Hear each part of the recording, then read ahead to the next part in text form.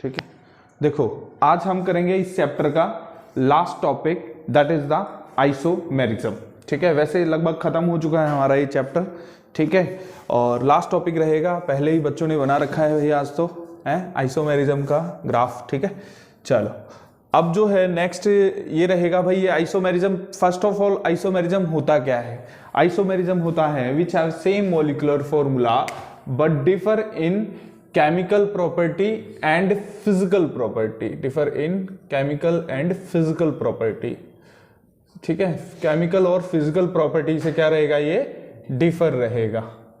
ठीक है, तो उसे क्या कहेंगे, आइसोमर, इसे क्या कहेंगे, isomer, and that phenomena is known as, that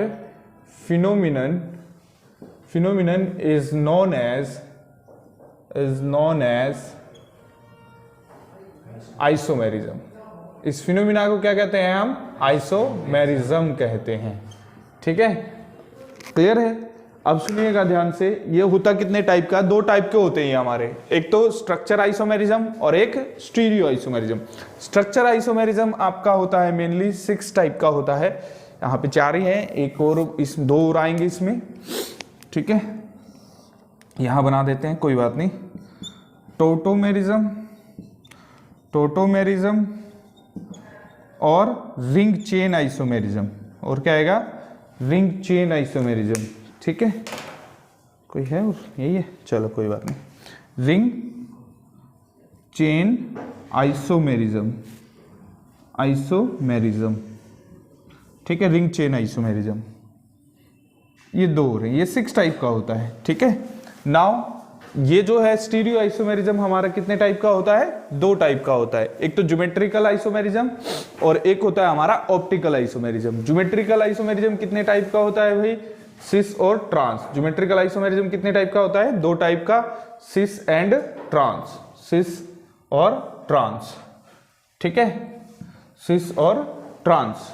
ठीक है, हाँ, ऑप्टिकल आइसोमेरिज्म वैसे तो है नहीं यहाँ पे, ठीक है, इसके अंदर नहीं है, 12th के अंदर आएगा आपका, ये भी बता देंगे आपको ऑप्टिकल आइसोमेरिज्म भी। ठीक है, चलो सब अब एक एक करके इनको डिफाइन करते हैं। स्ट्रक्चर आइसोमेरिज्म क्या होगा भाई, सेम मॉलिक्यूलर फॉर्मूला होगा बट डिफर किससे होगा, स्ट्रक्चर से, उसे क्या कहेंगे हम, स्ट्रक्चर आइसोमेरिज्म। स्ट्रक्चर से डिफर होगा, that phenomena is known as isomerism. ठीक है, अब सुनो ध्यान से, स्ट्रक्चर से कैसे कैसे डिफर हो सकता है, ये 6 तरीके से डिफर हो सकता है। चेन आइसोमेरिज्म क्या होता है भाई, चेन आइसोमेरिज्म होता है which have same molecular formula but differ by the chain. ठीक है, साइड चेन और स्ट्रेट चेन से डिफर होगा। ठीक है, differ by the carbon structure, differ by the chain से डिफर होगा। ठीक है, क्या होगा, चेन से डिफर होगा, कार्बन चेन लिखो, यहाँ पे कार्बन चेन लिखो, कार्बन चेन से डिफर होगा। ठीक है, क्या होगा, स्ट्रेट चेन होगी या क्या होगी, हमारी ब्रांच चेन होगी। ठीक है, ये चीज है, कार्बन चेन से डिफर होगा। अब जैसे मैं एग्जांपल बताता हूं इसमें, देखिए जैसे CH3 CH2 CH2 CH3 ये हो गया। ठीक है, ये तो स्ट्रेट चेन होगी, और इसको मैं ऐसे लिख दूं CH3 CH3 तो ये क्या होगी, इसकी ब्रांच चेन होगी। तो इनका मॉलिक्यूलर फॉर्मूला देखेंगे बच्चों, कार्बन कितने, 4 यहाँ पे, हाइड्रोजन कितने, 3 और 3 6 और 4 10 हाइड्रोजन हो जाएंगे यहाँ पे भी कितने हैं भाई, 4 कार्बन है, हाइड्रोजन कितने, 3 3 3 9 और 1 10।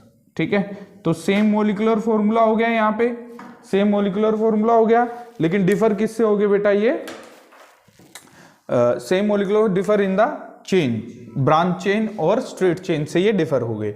नाउ नेक्स्ट है पोजीशन आइसोमेरिज्म।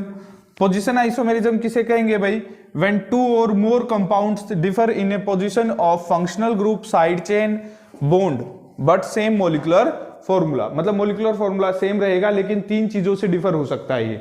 ठीक है, कौन कौन सा, एक तो साइड चेन से डिफर हो सकता है, एक किससे डिफर हो सकता है, आपका फंक्शनल ग्रुप से डिफर हो सकता है, और साइड ये बॉन्ड से डिफर हो सकता है। जैसे एक एक एग्जांपल ले लेते हैं, जैसे CH3 CH2 CH2OH, ये यहाँ पे पोजीशन कितनी है फंक्शनल ग्रुप की, 1 है। इसको हम ऐसे भी लिख सकते हैं, यहाँ पे भी फंक्शनल ग्रुप लगा सकते हैं। इनका मोलिकुलर फॉर्मूला क्या है, सेम, लेकिन पोजीशन ऑफ फंक्शनल ग्रुप से क्या है, ये डिफर। मोलिकुलर फॉर्मूला क्या है, यहाँ पे 3 तो कार्बन हो गए बेटा, हाइड्रोजन कितने हो गए यहाँ पे 6 और 3 7 और 1 8 हो गया, और 1 ऑक्सीजन। यहाँ पे भी सेम है 3 कार्बन H8 और O1, ठीक है।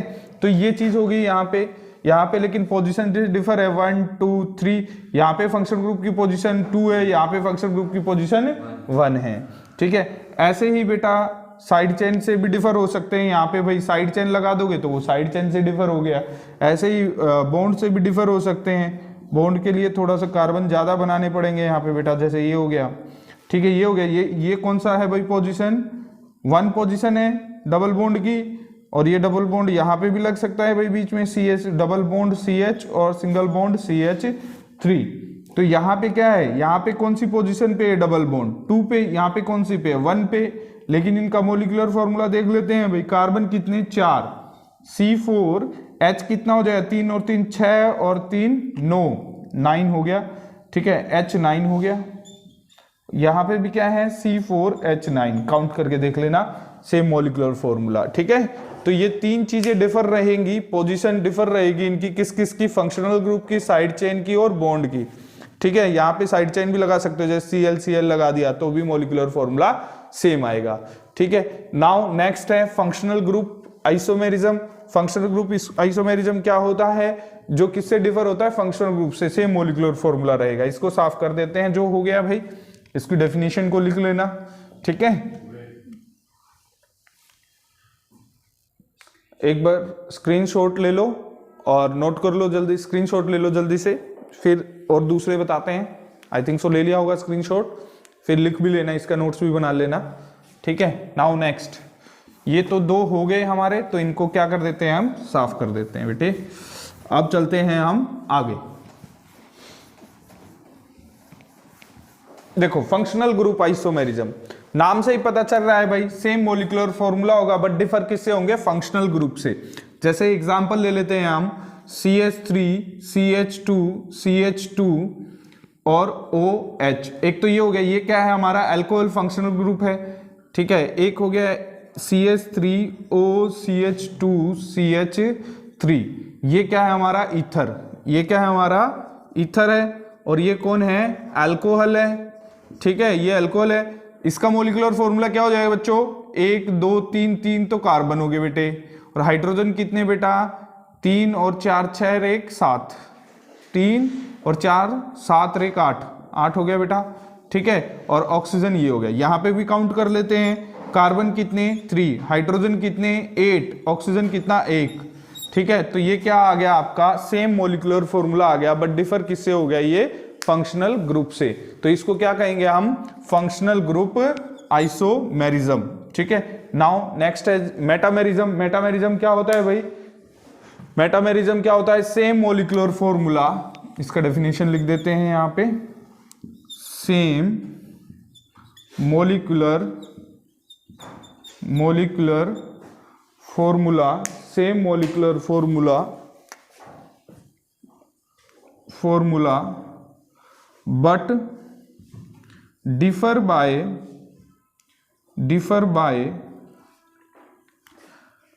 number of carbon atom in either side of functional group, that is known as isomer and that phenomena is known as isomerism, ठीक है। that phenomena is known as isomerism।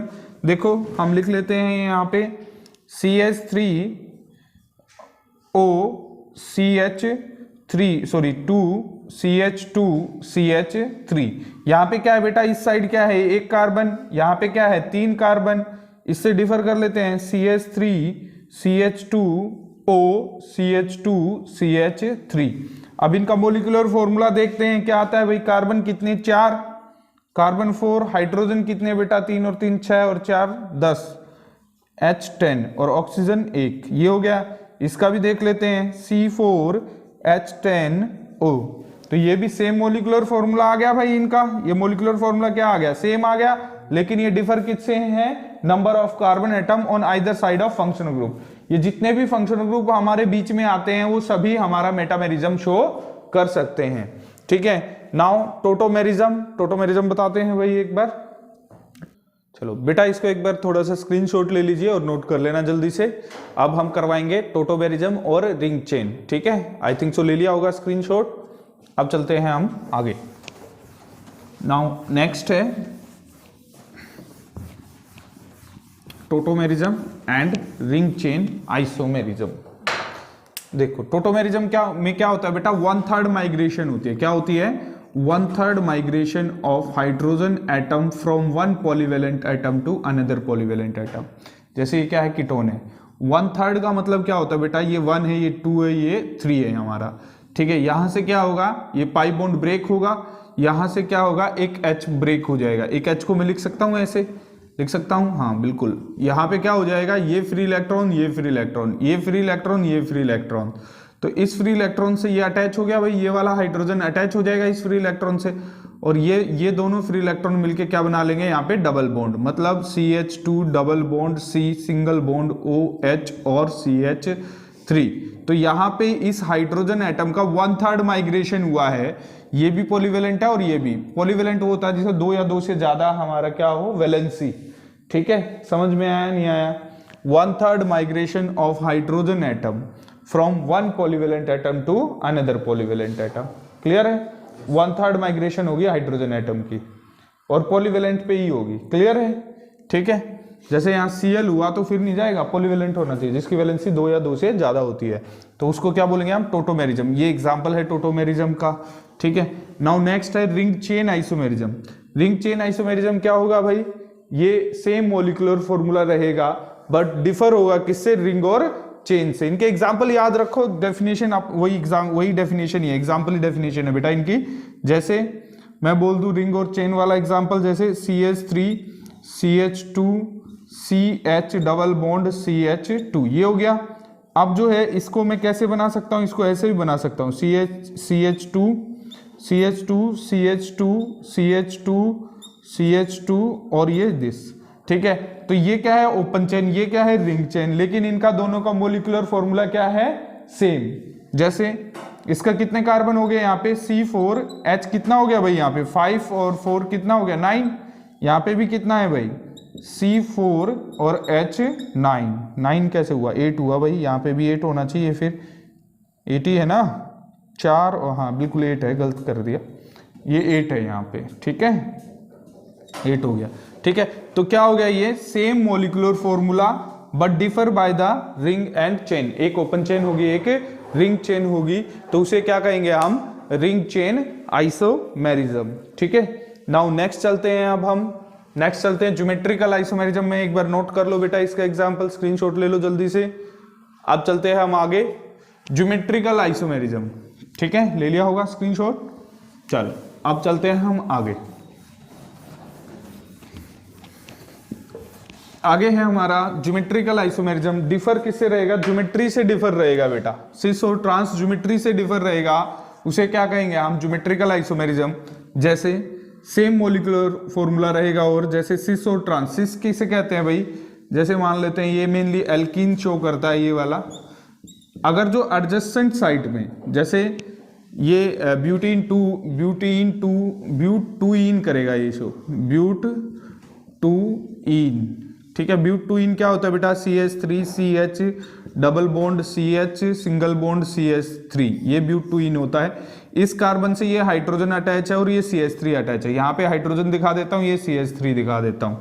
यहाँ पे भी क्या है, इस कार्बन से क्या है, ये हाइड्रोजन और ये CH3, यहाँ हाइड्रोजन दिखा देता हूँ, ये CH3 दिखा देता हूँ। अगर जो ये एडजेसेंट साइट में क्या होगा, सेम ग्रुप होगा तो सिस होगा, और अगर जो अपोजिट साइड में सेम होंगे, जैसे यहाँ पे दिखा देता हूं मैं, C डबल बॉन्ड C, और यहाँ पे ये H इसके बिल्कुल अपोजिट में H दिखा दिया, यहाँ पे CH3 तो बिल्कुल अपोजिट में CH3 दिखा दिया, तो ऐसे ये क्रॉस करेंगे ऐसे एक दूसरे को, ठीक है, इस तरीके से क्रॉस बनेगा। तो ये कैसे, ये क्या होगा, ट्रांस होगा। क्या होगा, ये ट्रांस। तो ऐसे बनता है सिस और ट्रांस। क्लियर है? कोई दिक्कत, कोई दुविधा, कोई समस्या? ठीक है, ये बताओ, ये सिस और ट्रांस शो करेगा? ट्रांस शो कर सकता है ये? ठीक है, ये सिस और ट्रांस शो नहीं करेगा क्योंकि अलग अलग नहीं बनते, सेम ही बनेंगे इनके सब। ठीक है, ये वाला कर सकता है सिस और ट्रांस शो। ठीक है, समझ में आया? अलग अलग, अगर ये कुछ इस तरीके से भी हो सकता था भाई, C डबल बॉन्ड C और H और यहाँ पे भी H, ये CH3 और ये CH3। अब भी एडजेसेंट साइड में क्या है? सेम है, तो भी ये CC है। ट्रांस कब होगा? जब ये अपोजिट साइड में सेम होंगे। तो ये था आपका ज्योमेट्रिकल आइसोमेरिज्म, इसको नोट कर लेना। ठीक है, तो इसका एक बार डेफिनेशन थोड़ा सा देखना है। क्या बोलना है डेफिनेशन में? Which have same molecular formula but differ in the sides, side से डिफर रहेगा।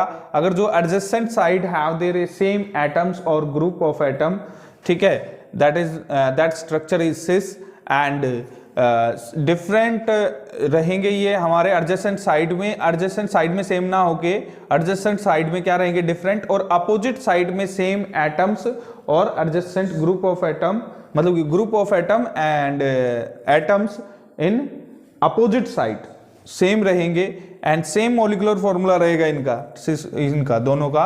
तो ये तो ट्रांस हो जाएगा और ये सिस हो जाएगा। मतलब अपोजिट साइड में सेम हुए तो ट्रांस, एडजेसेंट साइड में सेम हुए तो सिस। सिंपल सी बात है, एल्केन ही शो करता है। ठीक है, आई थिंक सो आपने ले लिया होगा स्क्रीनशॉट। अब आगे चलते हैं। ऑप्टिकल आइसोमेरिज्म, बेटा वैसे तो ये 11th का टॉपिक नहीं है, ये 12th में आता है आपका। एक halo alkane hello arenes chapter आता है, उसमें ये बताया जाता है। थोड़ा सा मैं बता देता हूँ इसके बारे में। ऑप्टिकल मतलब क्या होता है? हम मिरर में देखते हैं कंपाउंड्स को। जैसे ये मिरर है, मिरर में मैंने कोई कंपाउंड देखा, जैसे ये है Cl CH3 और CH3 और H ले लेते हैं यहाँ पे। ये है, ये हमारा क्या है? सेंट्रल कार्बन है। इसे स्टीरियो कार्बन भी बोलते हैं। ठीक है, स्टीरियो सेंटर, क्या बोलेंगे इसको? स्टीरियो सेंटर बोलेंगे। ठीक है, या सेंटर कार्बन भी बोलेंगे। अगर जो इसके इस स्टीरियो सेंटर लेके हम एक और ऐसे बनाएंगे और उसी को मिरर में देखेंगे। अगर जो मिरर में क्या आता है, ये डिफरेंट आएगा ही आएगा, क्योंकि यहाँ पे क्या होगा? मिरर में देखोगे तो ये Cl लेफ्ट का राइट और राइट का लेफ्ट बन जाता है। यस और नो? मिरर में देखते हैं तो। ठीक है, तो ये क्या है? H, ये ऊपर CH3 रहेगा और यहाँ पे क्या आ जाएगा? CH3 आ जाएगा। ऐसे मिरर में देखोगे तो ये क्या हो गया? ऑप्टिकली एक्टिव हो गया। क्या हो गया? ये ऑप्टिकली एक्टिव हो गया। और ये क्या किया इसने? ये नॉन सुपर इम्पोजेबल इमेज बनाई है। क्या बनाई है? ये non super imposable image. Super imposable image क्या होती है भाई? अगर जो सेम बन जाए हमारे मिरर के अंदर, क्या बन जाए? सेम बन जाए। सेम कैसे बन सकता है भाई?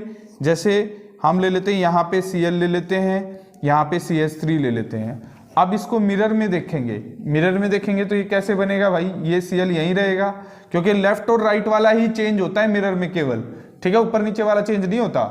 तो ये CH3, ये CH3, तो ये क्या दिख रहा है? दोनों में सेम दिख रहा है। तो ये ऑप्टिकली इनएक्टिव है और ये सुपर इम्पोजेबल इमेज बना रहा है। क्या ये?